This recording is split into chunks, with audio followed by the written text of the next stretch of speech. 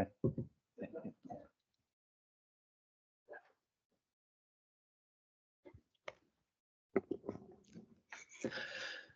Hi, good afternoon. Thank you everyone for attending this lunchtime session on the Center of Military History's work on the official histories of the Iraq War. So as by way of introduction, my name is Nicholas Schlosser. I'm a division chief over at the center. Our division is the Historical Studies Division B.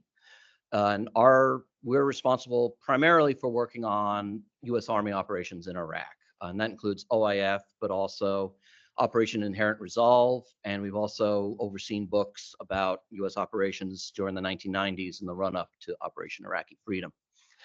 I'm going to try and be as brief as I can so I can turn things over to our speakers.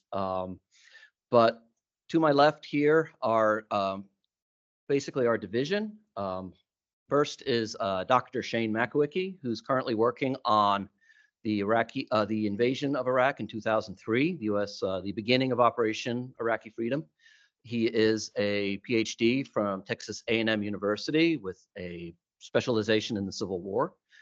Next to him is Dr. Caitlin Tietzen-Wisdom, who is a graduate of Kansas State University, and her PhD specialization is actually in the Iraqi Ba'ath Party and its history during the period before Operation Iraqi Freedom began. And she is currently working on the period after the Iraq surge from 2009 to 2011. And then Dr. Mason Watson, whose PhD is from the Ohio State University, where he specialized in the First World War and the British learning from the First World War after the conflict as well. And he is working on Operation Inherent Resolve. So, and myself, I'll be also speaking a bit. My PhD is from the University of Maryland, where I was specialized in Cold War Germany, right, during the first 15 years of the Cold War, specifically U.S. propaganda efforts in Germany, West Germany and East Germany. So the center has been working on official histories of Iraq since roughly 2008 is when the first histories began to be written and collected. I mean, our field historians were collecting material beginning in 2003. But the first histories began to emerge roughly in 2008, between that mostly in that second decade. But the official histories, which are meant to be these longer, more in-depth monographs or official volumes, trying to draw on as many of the official records as possible, really began, in earnest in after 2016, 2017, when we began working on what we call the TAN books. The World War II histories produced by CMH are colloquially known as the Green Books, and our executive director, Charles Bowery, decided on TAN books would be a good moniker for this series. And so this covers both the Iraq War, but also the war in Afghanistan and other contingency operations that have been conducted mostly in Central and Western Asia since September 11, all under the global war on terrorism. So we have a concept plan that has produced a series of monographs over the past several years. Oh, sorry. So I realize now probably putting everything in amber would connote that there's trouble. That's just to mean that they're in process. The green books are completed. Those in green have been completed. Those in amber are the ones that we're currently working on. Myself, I'm completed the manuscript for the surge from 2007 to 2008. It is now in a holding pattern as we await a procedure for declassification. These are official histories drawing on the official records. That is their main objective. Their main objective is to draw on the best possible documentation. And obviously a lot of that is still classified, and we're still working we're working on a declassification team based at CENTCOM that will work to declassify the records we send down there. So that's currently a work in progress. And then we also have a history of the withdrawal, as I said, that Dr. Tietzen-Wisdom's working on, Inherent Resolve, and a history of the invasion in 2003 that Dr. Makowicki's working on. Of course, Dr. Watson's working on the last book. Those in green are almost across the finish line. Or the first one, Army Operations in the Gulf, 1990 to 2001, has actually been completed. What we determined when we wrote it was that the source space for that period is actually meager because the Army was transitioning from paper-based records to digital-based records. A lot of records just weren't saved, tragically. And so what we found was a shorter book on that period would suffice to cover the events then. Sometime, maybe there'll be a load of records found in an archive somewhere that we can write a more substantial history. But for now, that is our initial history in that series. And then building the Iraqi army. This is the history that began in 2008. We're finally getting it over the finish line. Our author working on it is anticipating it being, it's in layout. It's ready to be published probably within the calendar year. And this began, this is a history of how the United States built and created the Iraqi security forces, focusing specifically on the Iraqi army. So this is this is the standard that we're trying to hold to. This is why these books take a little longer than other histories might be, 3 years. And we have written histories in that period of time. They're just shorter. But this is the standard we're holding ourselves to. But that said, we have also produced quite a substantial series of histories already. These histories tend to be shorter, although, for example, Dale Andrade, Surging South of Baghdad, is a fairly substantial volume. It runs about 300 pages about the 3rd Infantry Division operations during the Iraq surge. But we also have, at least 3 of us have books up here already. The Conflict of ISIS, Dr. Watson worked on. Transition Withdrawal is Dr. Thiessen Wisdom's history. And my own, The Surge, is up there in the top corner. And so these are just a selection of some of our histories that we're working on or that we've already produced. And to get to the histories that we're actually working on now, I want to hand over the lectern to Dr. Makowicki.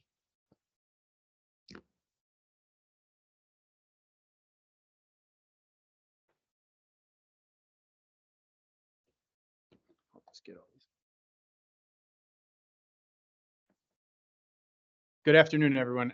First of all, thank you very much for being here. I really appreciate everyone's time, and it's an honor and a pleasure to get to speak to you all today. Best to just get the full PowerPoint up there. And I actually want to start with the photograph that you see. That is a photograph that was taken on the 5th of April, 2003, during the first of what became rather famously known as the Thunder Runs. That is a Bradley fighting vehicle from the 1st Battalion, 64th Armor Regiment, attacking up Highway 8 into Baghdad. And I chose this photo for a specific reason. One is actually not the Bradley itself, but if you look on the left-hand side, you see civilian traffic coming down the southbound lanes of the highway, and this was a civilian highway. And so when I look at this picture, I see some of the things that the Army encountered in Baghdad. The soldiers who participated in this Thunder Run encountered many problems, including restricted rules of engagement and a lot of civilian traffic. So I like this picture not only because it's a good action shot, but because it shows that the closer the historian looks, the more complicated these military operations appear. The deeper you get into the sources, the more you can tease out those challenges and really sort of correct some of the overly simplistic narratives that have grown up around my topic. And I'm sure the other historians would say the same. So what is my topic? You can see on the first bullet point there that I am working on Army preparations and operations against Iraq from 11th September 2001 until mid-June 2003. Obviously, 9/11 is a good place to start. And indeed, the Department of Defense requests that General Franks, the commander at U.S. Army Central Command, puts together a war plan for Iraq shortly after those terrorist attacks. And then the end date there is a change of command, a handoff from what was called the Coalition Forces Land Component Command, or CFLC, to something called Combined Joint Task Force 7. And this occurred in mid-June 2003. So that's a little bit complicated there, but basically just a way to say that the Army considers or hopes that the ground portion of this campaign is over and that it's moving into stability operations and reconstruction. Now, as we know, that is overly simplistic and doesn't really turn out to be the case. But that is the reason you see for the end of the periodization in mid-June 2003 there, and then another author will pick up on the next volume. So I talked a little bit about the reasons for that. And one of the things that it's incumbent on me to do is to talk about what happens before March of 2003, the Army's preparations, its planning, its deployment of combat units to the Middle East, to theater. And that really requires a lot of research in sources that CMH historians have that are not available to everyone else. And for anyone who's ever read about OIF or the Iraq War, you know that there are some very controversial topics here. We might call them historiographical minefields. A very notable one is the question of WMD. Did Saddam Hussein and Iraq have WMD? Did the Bush administration know that they didn't have WMD? There's a lot of complicated questions there that have become, very hot button issues. So one of the challenges for me as a historian is to understand those questions insofar as they affect the United States Army and the Army's planning and how it conducts its operations, but to not get tied in or dragged in to relitigate all of these historiographical debates, because that is not really what my job is. And indeed, I would argue there's some very good work out there on those questions that I don't need to simply replicate. But it is that, for anyone who's familiar with this campaign, you'll know that there are a lot of specific controversial topics that go well beyond WMD. I want to say a brief word about the sources that we're using. So when Dr. Schlosser put up those monographs that have already been in print, we actually write a short, unclassified version of our book first. It's about 100 pages roughly, and that uses mostly unclassified sources. And that's what I'm finishing up now. And then I'll be moving on to the book, which Dr. Watson and Dr. Tietz and Wisdom and Dr. Schlosser are already writing or have written. And that's where you get into a lot more of the classified sources. So I actually want to talk about a few that are unclassified, but that are specific to CMH or at least to Army historians. One is we have a lot of interviews with senior leaders from the Coalition Forces Land Component Commander, CFLC. My previous boss was actually the historian for CFLC in 2003. So he had conducted many interviews within weeks of these events on the ground. And we have those, and they go all the way from Lieutenant General David McKiernan down to battalion commanders. And we have those in our holdings, so those have proven very useful to me. Something else that I've really been impressed by, and the more I see, the more I like, is Army student papers.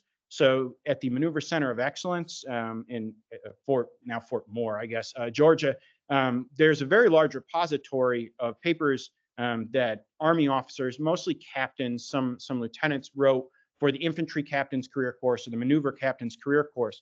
And they're incredibly detailed. And they actually are often written within a year of the events themselves.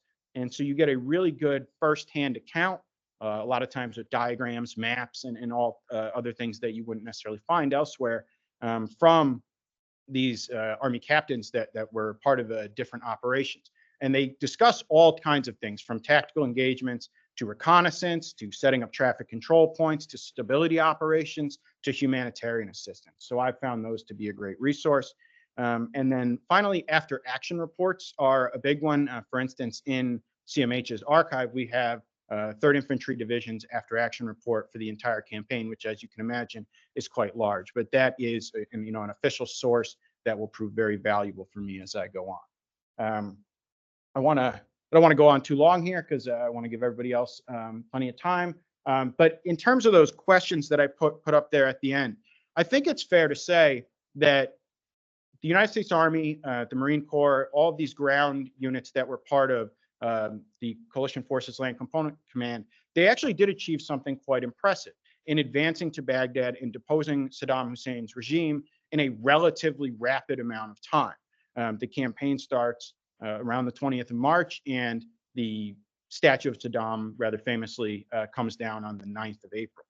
But in order to do that, CENTCOM and CFLC and the Army made trade-offs, and a lot of those trade-offs would ultimately come back to play a very big part in the difficulties that the Army encountered during its stability operations or reconstruction, what the Army called Phase 4. So one of those that I'll mention very briefly is the decision to rapidly bypass many of the major cities in southern Iraq.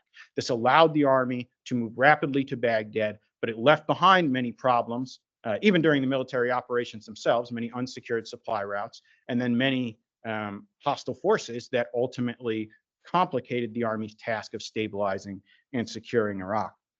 And that, of course, bleeds into the problems the Army encounters in Phase 4. So my study ends in June of 2003, but if I'm successful, one of the things I need to do is really set up what exactly is the Army looking at, what problems still exist, and how do they go about beginning to try to solve those problems. In June of 2003, the Coalition Provisional Authority, Paul Bremer's organization, is about a month old. So it's just getting on its feet, and now it has to work to solve all these problems. So that's all my time. I'm going to turn it over now to Dr. Tietzen Wisdom, but I'll be happy to take your questions at the end. Oh, sorry, Dr. Schlosser. So yes, me again. And first I have to start with an apology to our hosts. I made a point of telling people, remind me to give the disclaimers before we start, and I was neglectful in doing that. There are two I want to make. One is this is being recorded, and so if you have front-facing IDs, please obscure those. And the second is everything that we're saying today is our own conclusions and not necessarily those of the Center of Military History, the Department of the Army, the Department of Defense, or the US government. They may be, but they may not necessarily be. So since we are official historians, it's kind of odd to say, well, none of this is official, but you know, it's all a work in progress. So my project, as I said earlier, was on the US surge campaign or the Iraq surge campaign conducted by the coalition forces. Usually it's, its start date is pretty, agreed upon, January 07, which is when President Bush announced the surge campaign would be begun with the beginning of the surge campaign. When it ends, there is some debate, does it end when General Petraeus steps down in September 08 and hands the reins of the coalition forces to General Ray Odierno? Is it later than that, or is it after the Battle of Basra in April and May, or March and April, excuse me, of 2008? There's a lot of debate. I chose to end it in December because that is when the United States signed a, shall we say, a status of forces agreement. There's debates about whether or not it's an actual official status of forces agreement, but there was an agreement that was signed in late 08, in December of 2008, that dramatically transformed the nature of U.S. operations in Iraq, and Dr. Tietzen Wisdom will explain that. What I'm focusing on is this period from 07 to 08. And like my colleagues, I draw on a range of operational records. These were collected, mostly sent to the Center of Military History, beginning in 2013, 2014, when a series of public news reports, public reports emerged, emphasizing that the Army had not been keeping its records from OIF or OEF. And this led General Odierno and the Secretary of the Army to order the Army and all Army units to send copies of all their operational records to the center. That is our source base, pretty much the core of our source base. It's currently located on a classified classified search engine called Army Historical Resources Online. And it's just basically everything taken off the hard drives, collected by the units, and just sent to us and uploaded onto a server. So it's not organized in any way, but it is substantial. And it can sometimes feel like you're, just dump the entire National Archives into a pit, and you're supposed to dive in there and find your sources, but it's a little better than that. And what I'm using from that are operation orders, emails, fragos, every kind of order produced by the coalition forces, oral histories collected by our field historians, the student experience papers that Dr. Makowicki alluded to are exceedingly valuable. We have personal papers from many of the commanding generals, especially, General Petraeus and General Casey both left collections of their personal papers at the National Defense University, and they've proven to be valuable sources as well. And what these sources, I'm using these sources to investigate is the main question, which is how did the Army reduce violence in Iraq from 2007 to 2008? Because if there's one fact we can agree on with the surge campaign, it's that Iraq was a more stable place at the end of 2008 than it was at the beginning of 2007. Late 06 into early 07, there were, the numbers of civilians killed in attacks was well over in the thousands a month. By the end of 2008, it had dropped to the hundreds. And the power, the effectiveness of insurgent groups such as Al-Qaeda in Iraq had diminished quite considerably. And many of the Shia militias had taken a step back, largely to see what was going to happen, but they were no longer actively striking at the American forces and the coalition forces. So the question I was investigating, or I have investigated, is why was that the case? What happened? And this opens up a lot of interesting questions and debates about strategy, counterinsurgency, tactics, whether or not the situation in the war was proceeding in this direction already without the intervention of the surge forces. That argument does exist in the historiography. My conclusion is that certainly the surge of forces, which was President Bush's decision to send 5 more brigade combat teams to supplement the coalition forces already in Iraq, and importantly, to extend the deployment periods for the forces already in Iraq by 3 more months, created enough combat power in Iraq with which the coalition was finally able to implement many of the tactical innovations that units had come up with in the period before the surge began, 2003 up through 2006. Counterinsurgency had existed, thus I'm arguing, before 2007. The US coalition had followed a counterinsurgency approach. Whether or not we call it a strategy is up for debate, but it's certainly an approach. Many units were pursuing what we would recognize as counterinsurgency as COIN, as defined in Field Manual 324, in the years before 2007. The question is, where were they doing it? How were they doing it? And what scale? And many units were following it. And this I'm describing, going into the cities, going to urban areas, setting up small combat outposts, maintaining a presence, a permanent presence in these cities so that locals knew the Americans were there to stay, that they weren't going to come in, clear the city, and then withdraw to a fob, that this was going to be a perennial, reliable presence. Now, plenty of units had done that, but they don't do it on the same scale as they do during the surge from 2007 to 2008. And so that's one conclusion that the book makes, is that, the number of forces, the increase of 5 more brigades creates these operational options. And the other, which is also important, is that while General Petraeus in the popular media gets the lion's share of the credit for this approach, he was just one author amongst many.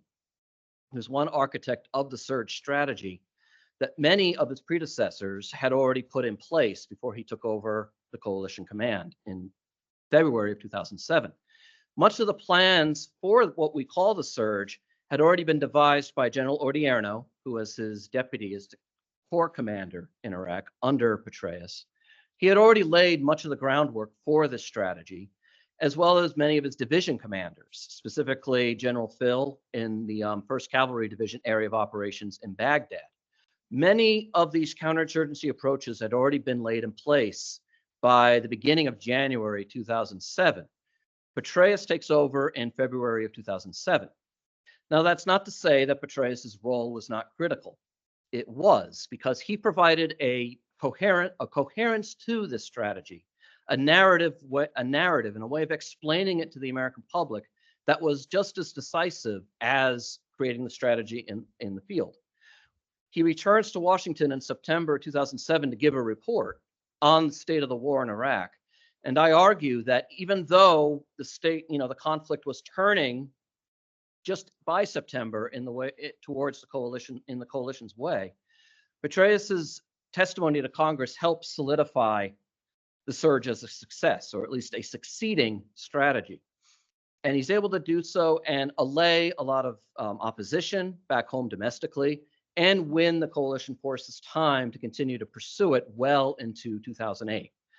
And so these are some of my provisional conclusions that that have emerged since I've written the manuscript. And from here, I'll hand it over to Dr. Tietzen Wisdom, who will tell you about the results of the surge and the consequences. Oh, sorry. I said all.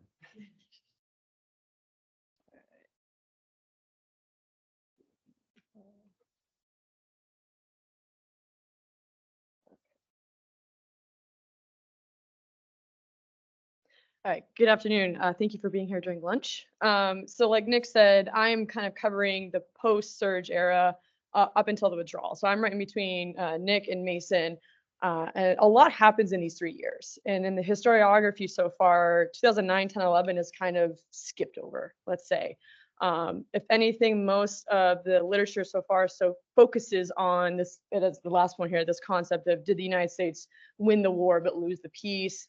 There's an emphasis on the political outcome of the Iraq War, less so on the operational or combat that was occurring in these 3 years. Now, it's interesting because in this time period, there's a lot of talk of combat versus non-combat mission, and it's interesting going through these records and conducting research and interviews of if you're on a FOB in Iraq in 2010, it is definitely a combat mission. It may not be called a combat mission anymore, but if you're getting rocketed every night, it's combat. So this time period is very interesting too, because the Army not only is undergoing transformation as an institution, the mission is changing both tactically, operationally, strategically. In these 3 years, it really becomes an Army dominant mission. And not to say that the Army wasn't dominant prior to this, but the Marine Corps leaves, coalition partners leave, and the Army becomes the spearhead for this time period. At the same time, too, the U.S. diplomatic mission is now given more precedence, and there's tension. There's a lot of tension between the embassy in Baghdad and the military command, in the sense that the U.S. Army had, in a traditional sense, the ambassador is the highest rated official, American official in a country. And so we're going back to that. So there's a lot of tension this time period, but a lot of it has to do with constraints that are imposed on the Army.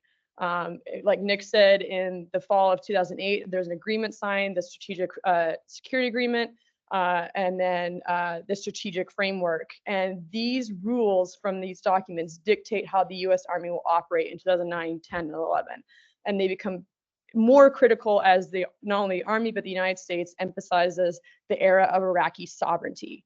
This is when the Iraqis are supposed to be in the lead, and the Army, for all it wants to do, cannot necessarily they could, but they won't tell the Iraqis what to do all the time. But this is when the Iraqis are supposed to be in the lead. So one thing I do want to add too, that there's a lot going on here in this time period, as Nick said, during the surge. And this is something that will be highlighted in the work, is that the surge, the Iraq war was not necessarily just one war. You had Sunnis versus Shia militias going after each other, Sunni militias going after each other, going after coalition forces, Arabs and Kurds. There's a whole complexity of this war. And now U.S. Army officers and soldiers are dealing with the consequences of this. There's lots of historical grievances of what the Saddam and Ba'athist regime did to its own people. You have a new era of Shia ascendancies, and the Sunnis do not like this. For a whole variety of reasons. There are thousands of Iraqis who have died, not only because of the 2003 invasion, but because of actions by coalition forces, insurgents, but also conditions set by wartime, because of wartime conditions. So lack of access to healthcare, water, hospitals, etc. And so the U.S. Army is caught in this now, where Iraq itself is emerging from not only an insurgency, a civil war, but just violence in general that has happened for almost 5 years at this point. So like Nick and Shane and Mason, I'm using a lot of operational records that were collected by our field historians. My time period is a little interesting because by 2011, there are signs that the U.S. is going to leave. The agreement calls the U.S. to depart by no later by the end of December 2011. And so the Army is preparing for this. And I have found memos written by field historians who are arriving in the field in summer 2011. They're showing up on their fobs, going up to the commander saying, I need access to SIPR. And the commander's going, who are you? Get off my fob. That the lack of resources, lack of access to SIPR, technology, And there's a dearth of records basically for the last part of 2011. We have records that we have units that all the records were never preserved. And some of that is because of lack of access to CIPR, et cetera, but also because units were passing on hard drives to the incoming unit who was just deleting everything and using that same hard drive. And so a lot of it is self-inflicted. I found one memo from a field historian who basically wrote, historians 10 years from now will be wondering what we'll be doing. And I'm reading that memo going, yes, I am. So that's frustrating. To make up for it, I've been kind of on a conquest, if you will, of my own of conducting interviews. And so far I've done 82, soon to be 83 interviews with tactical and operational commanders. And when I track them down via LinkedIn, global, word of mouth, the Army is very big but small at the same time. And so once word gets out that a historian is talking to one battalion, they'll give me all of their commanders, their first sergeants who create your own little webs. And so those have been very insightful because there's a lot of issues and events that just don't show up in historiography, but they point me in that direction. Like, I wrote this memo. Okay, I can go, like Nick said, I can go into our HROC and hope I can find it. I've also been trying to use more Iraqi and Arabic media because this is the age of Google. Facebook's not really a thing yet, but social media becomes a thing. And it's interesting using not only American and Iraqi state media, but this is when the Islamic State or Al-Qaeda in Iraq starts using social media. Not everything they say obviously is true, but it is interesting to see what the enemy is saying. Not only do they have a vote, but they have a voice. And so when they post propaganda, it's interesting to see if the Army conducts an operation in a town, what are they saying about it? And that kind of helps give, it's not like I will be able to interview any Islamic State leaders at this time, but it kind of gives an insight into what they were thinking back then. So like I said earlier, one of the things I'm trying to look at is how did the Army operate in this new political environment? Because the United States mission, so this is the Army, military, civilian mission, emphasize Iraqi sovereignty. The U.S. Army was, not want to say caught with this, but they are bound to this. There are Prime Minister Nouri al-Maliki is empowered in Baghdad. There's a whole new administration in Washington, D.C., and the U.S. Army is caught in between this. At the same time, too, the Army is tired. It has been fighting 2 wars, and not only are its resources strained, but its personnel as well. And there are a lot of issues in the field in Iraq with advisors being sent with very little training or background. And this is my wording, but the Army at this time wasn't necessarily sending its best and brightest for the advisory mission.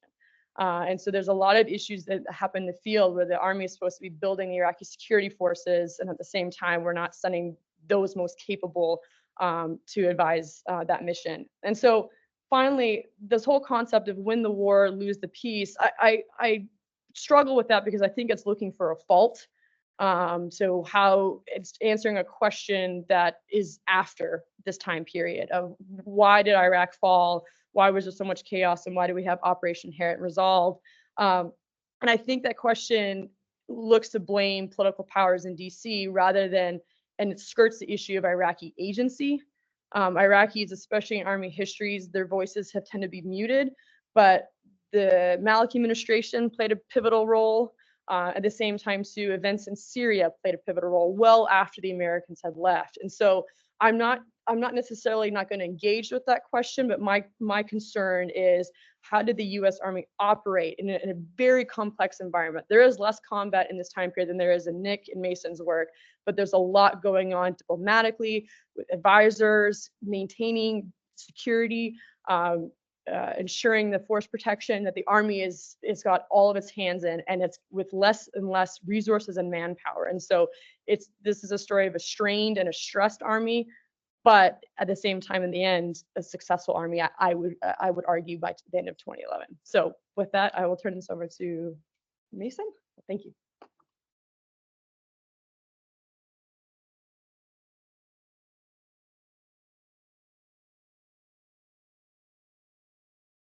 All right, good afternoon. So I'm Dr. Mason Watson. I'll be talking a little bit about what will, barring unforeseen circumstances, be the final installment in the Tan Book subseries on the war in Iraq. So this is the provisional title for this work is U.S. Army Operations Against ISIS in Iraq and Syria. This is, like the other works here today, a operational military history of the U.S. Army. The focus is on the CJTF headquarters and on its main subordinate commands, especially its land component command.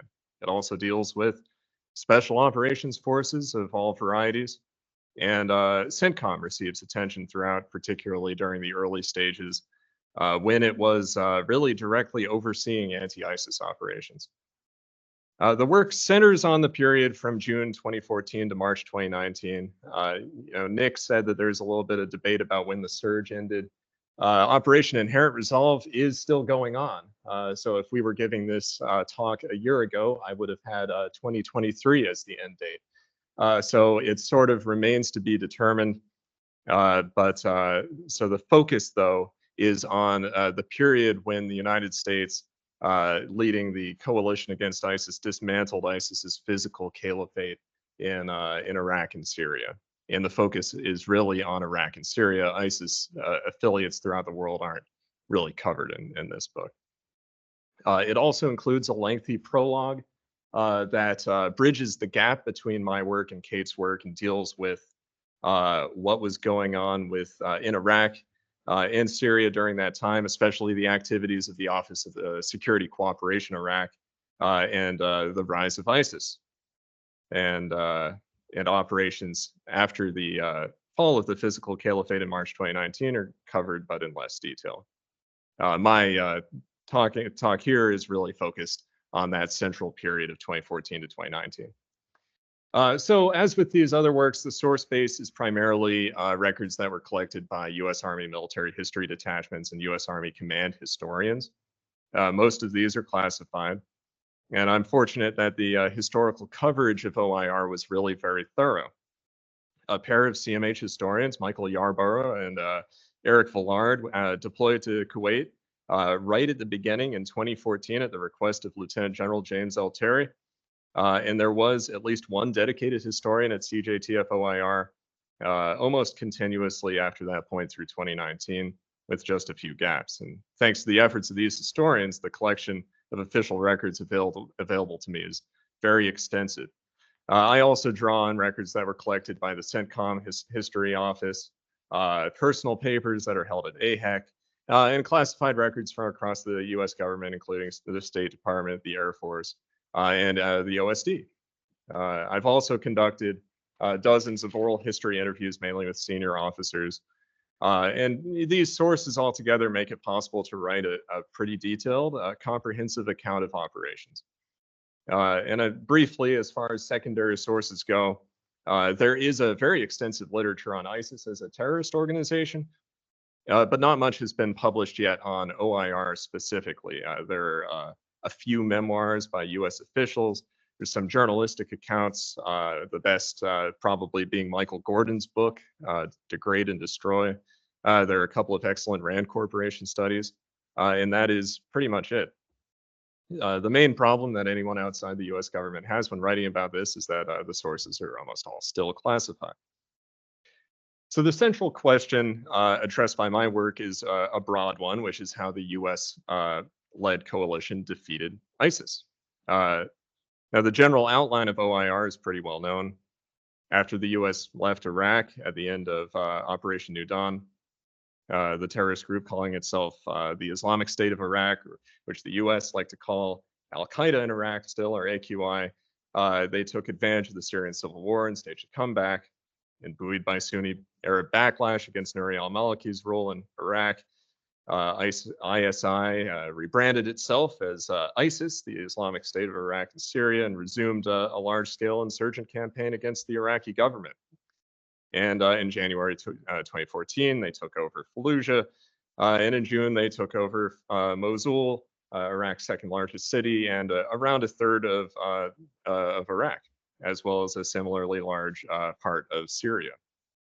And the US sent ground troops back to Iraq in June of 2014, initially just to defend the embassy and to assess the Iraqi security forces. And in August, CENTCOM began limited airstrikes. In September, President Obama authorized a long-term military campaign to degrade and destroy ISIS, and CENTCOM established Combined Joint Task Force Operation Inherent Resolve in October. So the way this campaign unfolds is pretty different from how, say, the surge did, and it's really much more conventional. That there are a series of urban battles beginning in Tikrit in March of 2015, Ramadi in December of that year. Of course, there's the 9-month-long battle for Mosul in October 2016, which ends in July of 2017. And in Iraq, ISIS is reduced to having almost no territory by December of 2017. And at the same time, in Syria, Special Operations Forces worked with the Syrian Kurds to defeat the western half of ISIS's caliphate, helping the YPG to defend Kobani in late 2014, early 2015, liberating Manbij in August of 2016, and ultimately liberating Raqqa in October of 2017.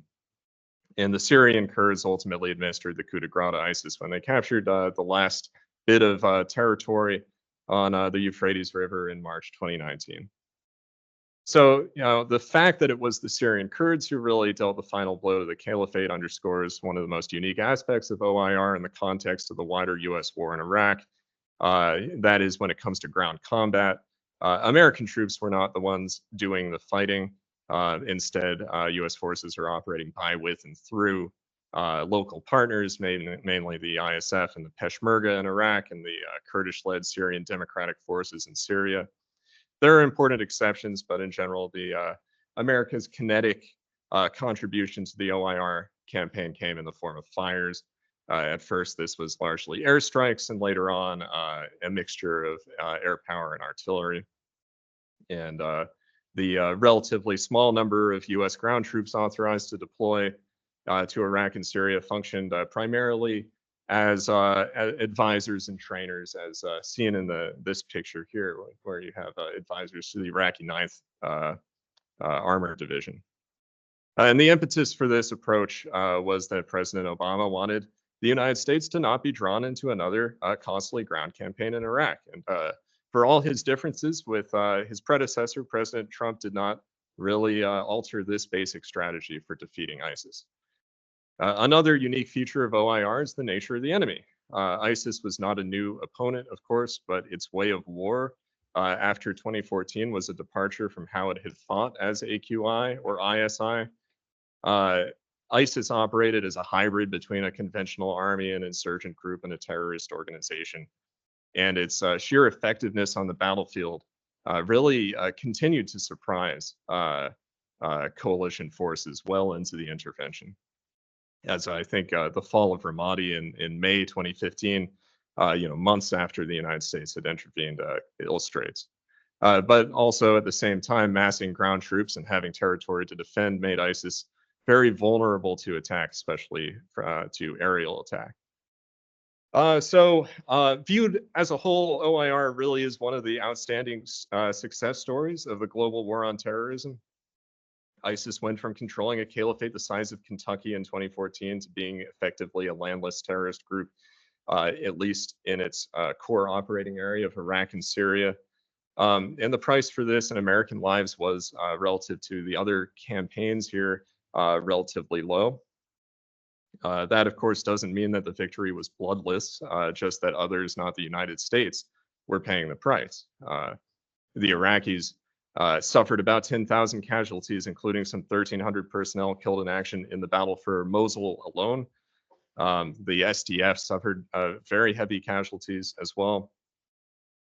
So what my book is trying to do is it seeks to show why OIR has been so successful, while also fully accounting for various missteps that inevitably occurred along the way. And the purpose isn't to assign blame or to cover up mistakes, but to depict as clearly and comprehensively as possible what actually occurred.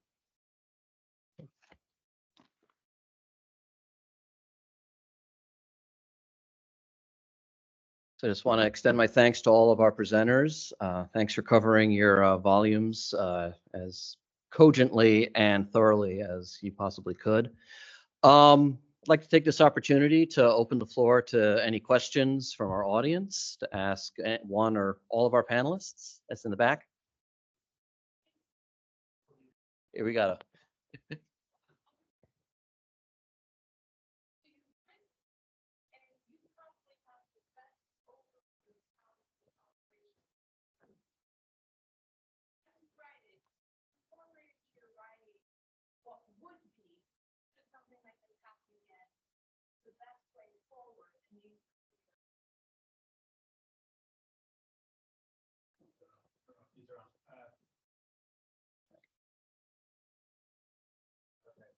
Can everybody hear me in the back?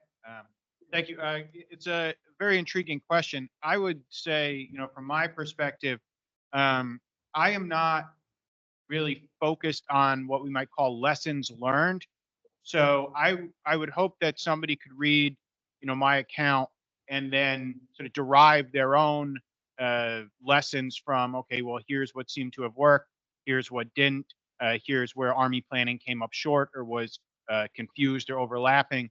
But there really is not a section in which that I specifically devote to, if we could do it all again, here's like the steps but that's my volume. Yeah, I would agree that definitely lessons learned are not really what we're trying to convey. Ideally, what these works do is, as Shane said, they give you material to draw lessons from.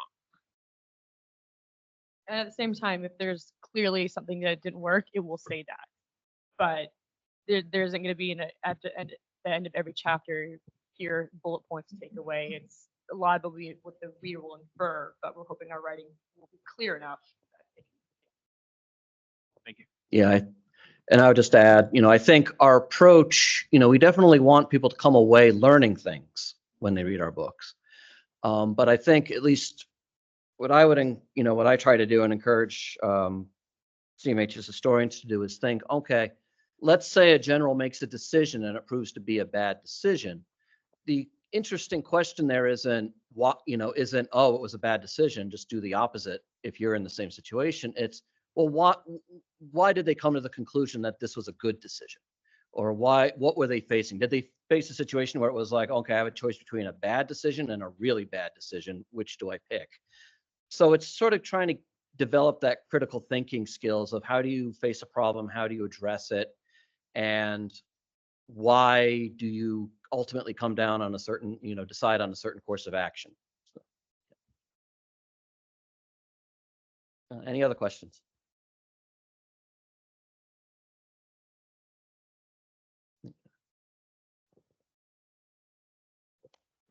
Early on, it was mentioned, and I think everybody understands sort of the difficulties in writing about this in the environment that is very charged politically. Operation is all over the titles of each of the 10 books.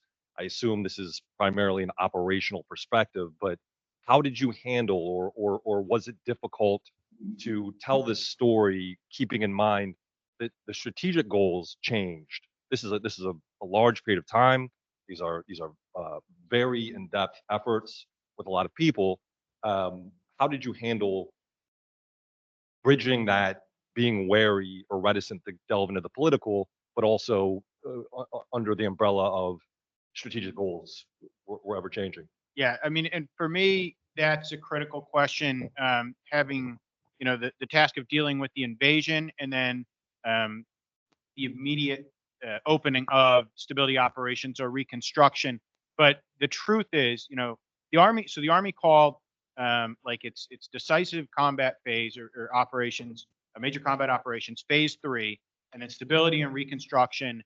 That was going to be phase 4. Now, sometimes we call phase 4 post-conflict, but that's actually not necessarily accurate because stability still is going to require you to do some combat operations.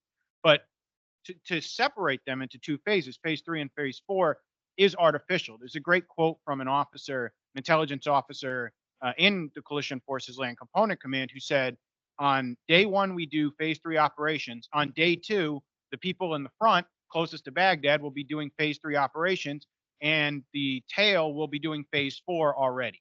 So there really isn't much of a distinction. So I think that sort of gets your question of I can't just say, well, I'm just going to do operations. And because there is an opportunity cost or a trade-off to the operational decisions that commanders make, I need to incorporate that into my analysis. So at the strategic level, I need to be aware of what the Army's being tasked with doing. So for instance, there is an exploitation task force that's supposed to look for WMD. I don't get into much of an argument about like the Bush administration strategic goals, but I do have to be aware insofar as that impacts the Army, and I can't artificially separate combat operations from phase 4, which is again sometimes supposed to be, referred to as like post combat. And I think it gets to the power of sources. And so in my time period, the Army is obsessed with strategy. Not only is Iraq kind of now passe, Afghanistan is a new cool thing. And so the Army MNFI, which becomes USFI, in tandem with the embassy, create a joint campaign plan. And they basically lay out what is the American strategy going forward for not only globally, but for the region. And then that is translated into op orders and fragos. And you can see how the Army is translating these new changes and how that's going to implement or affect the operational environment. And so we cannot ignore the strategic issues because those play a direct consequence on the battlefield, so to speak. Yeah, and just speaking to my own work, I definitely have to deal with strategy, with strategic decisions at the CENTCOM and at the policy levels. That isn't the focus. The focus is really on how as I said, how the CJTF accomplishes its mission. But I do account for these changes, and eventually, of course, the OSD History Office will have their volume on the Department of Defense in that period, and that'll give you a more in-depth story on that. But if I didn't talk about strategy at all, it would be this campaign would be incomprehensible. Thank you. I think they covered my answers very well, so happy to turn it over to the next question.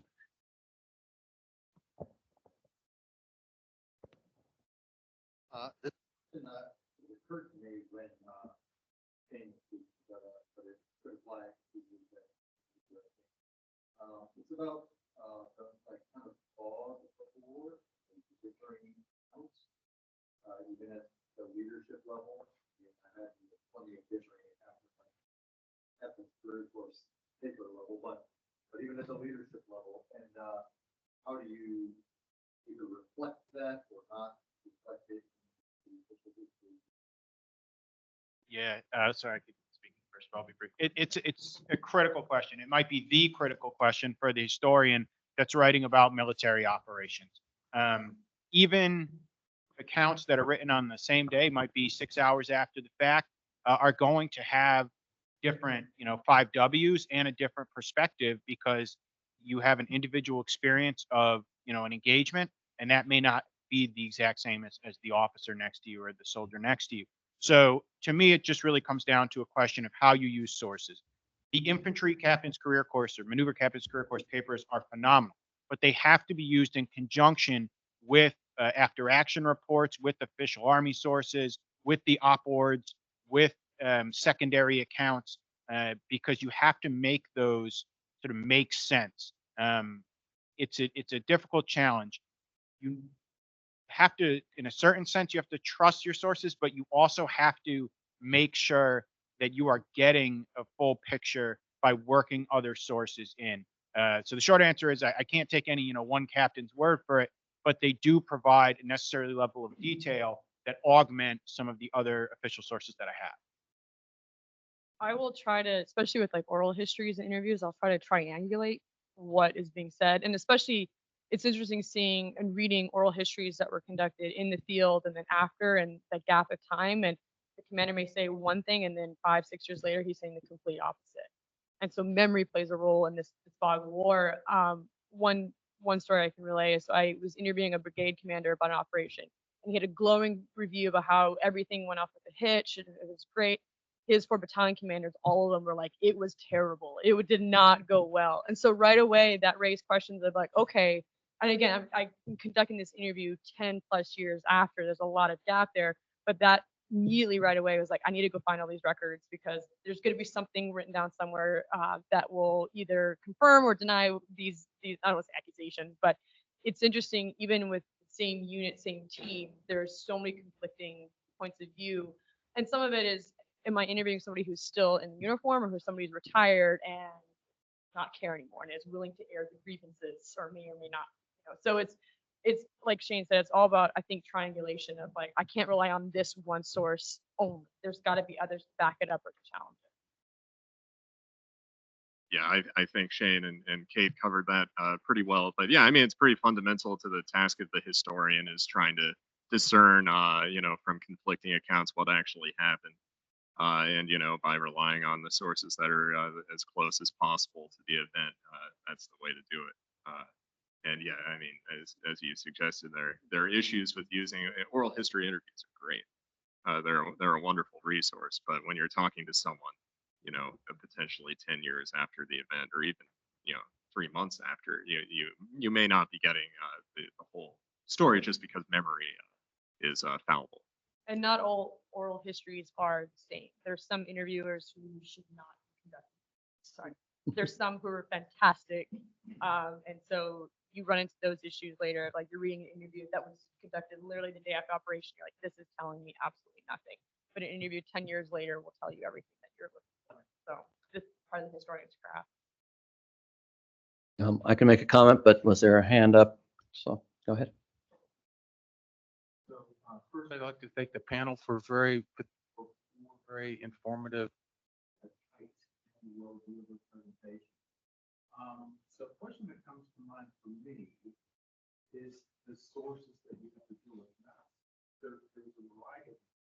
It's a meaningful sea of data, and I'm used to navigating the paper world that's 250 years removed from the period we're talking about. So if you would all just comment on what are the challenges you face?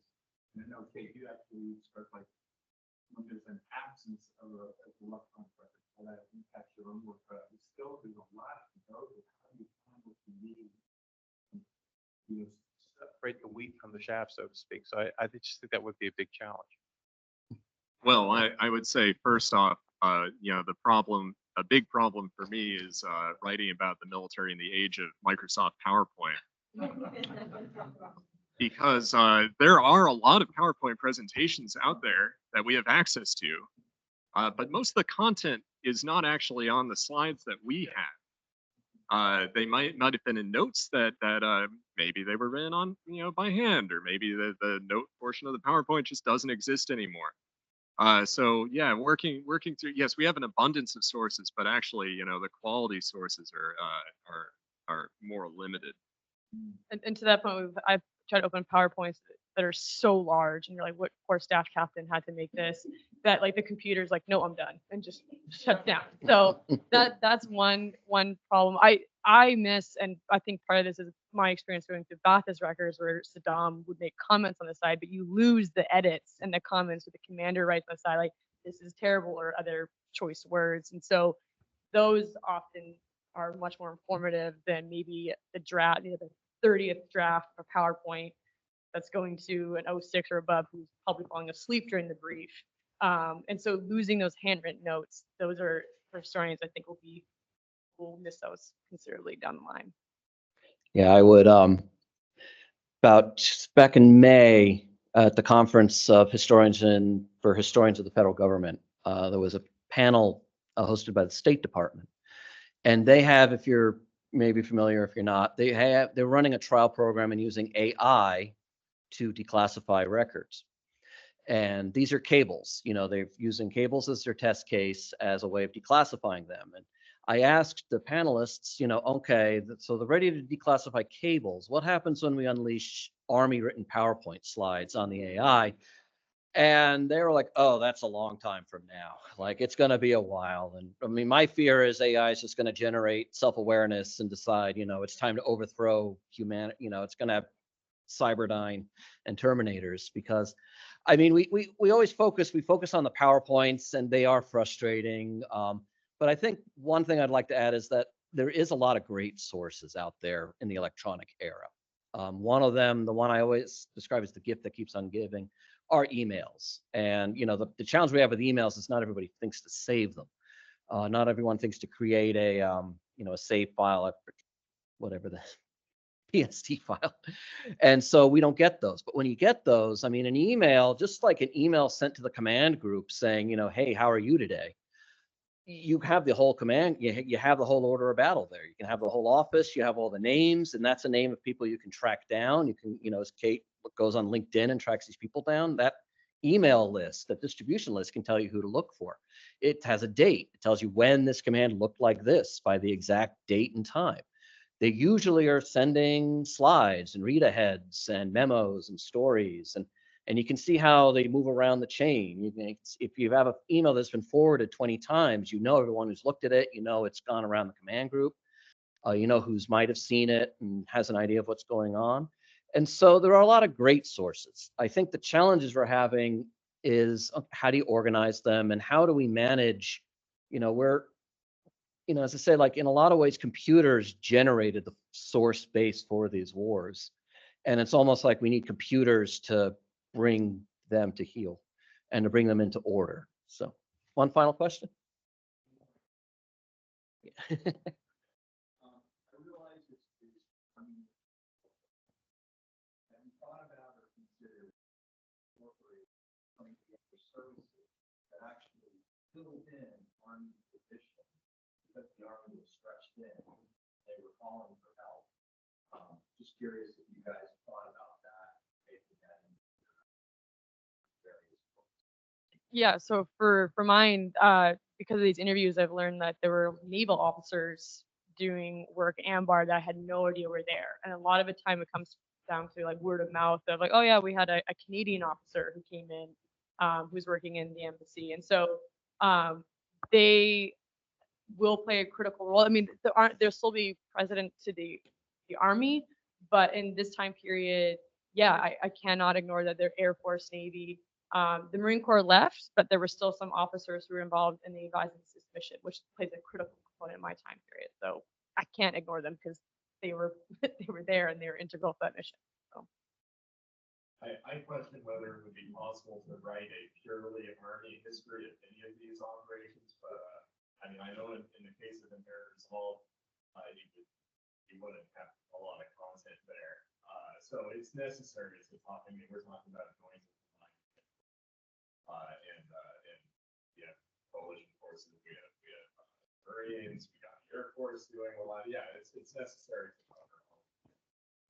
The focus is on the Army, and I think Resolve in this mission that is given to it, and to a series mainly Army generals to lead and Army headquarters, but it's still you still have the other services.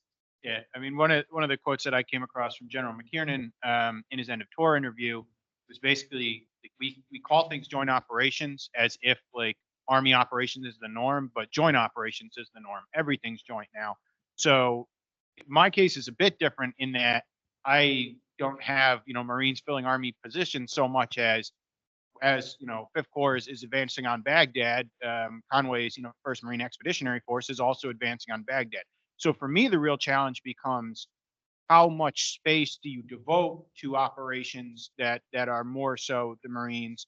If I write a whole chapter on that, is my editorial board going to come back and say there's too much Marines in this? So that's a question of balance. But the fundamental point is yes, they absolutely have to be in there, Marine Corps, Air Force.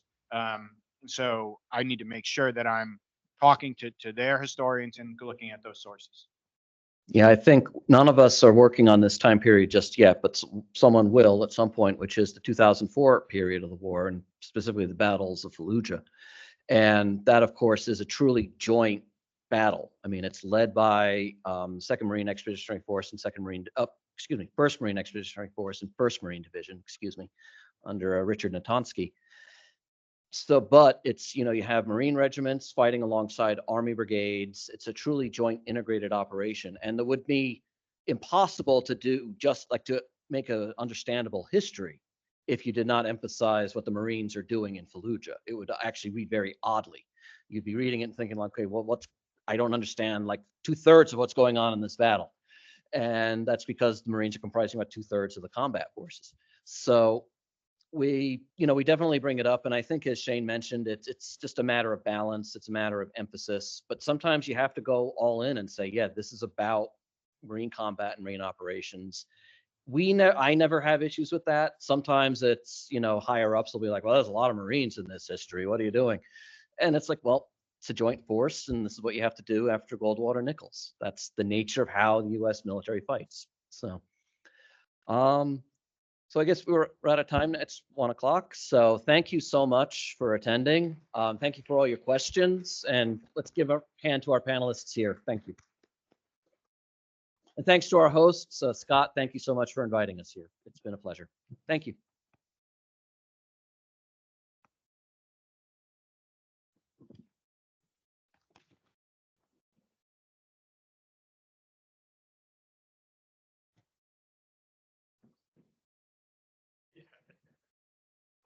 Better for another time.